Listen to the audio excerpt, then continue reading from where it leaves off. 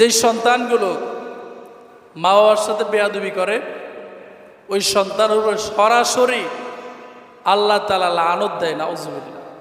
রাসূলুল্লাহ সাল্লাল্লাহু আলাইহি ওয়াসাল্লাম বলেছেন, লানাল্লাহুল আক্কা লিওয়ালিদাইহি, আল্লাহ তাআলা ওই সন্তানের উপরে লানত দেয়, গজব দেয়, অভিশাপ দেয় যে সন্তান মা বাবার অবাধ্য হয়, নাউযুবিল্লাহ।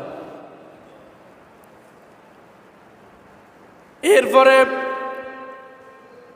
আমাদের সমাজে অনেক দেখবেন চাচা অথবা ভাতিজা এরকম সম্পর্কের অনেকে আছে, দুষ্টমি করে মাকে গালি দেয়, আছে না নাই? আছে না নাই? দেখবেন চাচা ভাতিজারে মা মাসি গালি করে, এটারে দুষ্টমি মনে করে। আচ্ছা, মা বলতে আগে কার মা আসে? নিজের মা না? তোর মারা বললে তো মায়ে তো আসে। এরকম যারা মা এবং বাবাকে গালি দেয় এদের উপরে আল্লাহ লানত, নাউযুবিল্লাহ।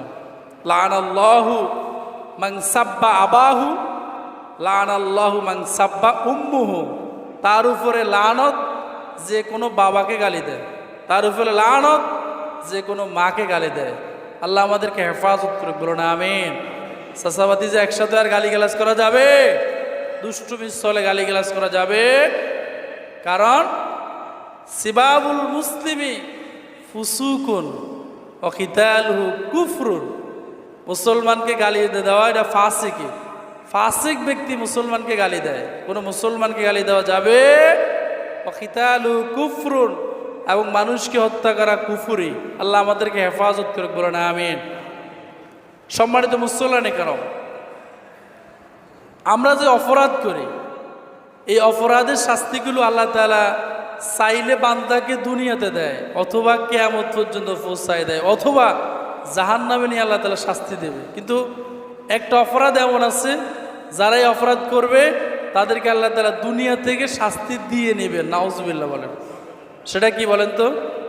মা বাবার সাথে অন্যায় অপরাধ যারা করে, মা বাবার সাথে যারা অবাধ্য হয়, এদেরকে আল্লাহ তাআলা দুনিয়ায় শাস্তি দিয়ে নেবেন, নাউযুবিল্লাহ বলেন। রাসূলুল্লাহ সাল্লাল্লাহু আলাইহি ওয়াসাল্লাম হাদিস বলেন, হযরত আবু বকর রাদিয়াল্লাহু তাআলা আনহু থেকে বর্ণিত, তিনি বলেন রাসূলুল্লাহ সাল্লাল্লাহু আলাইহি ওয়াসাল্লাম বলেছেন, কুল্লু যুনুবি ইউআখিরুল্লাহু মিনহা মা শাআ ইলা ইয়াউমিল কিয়ামা।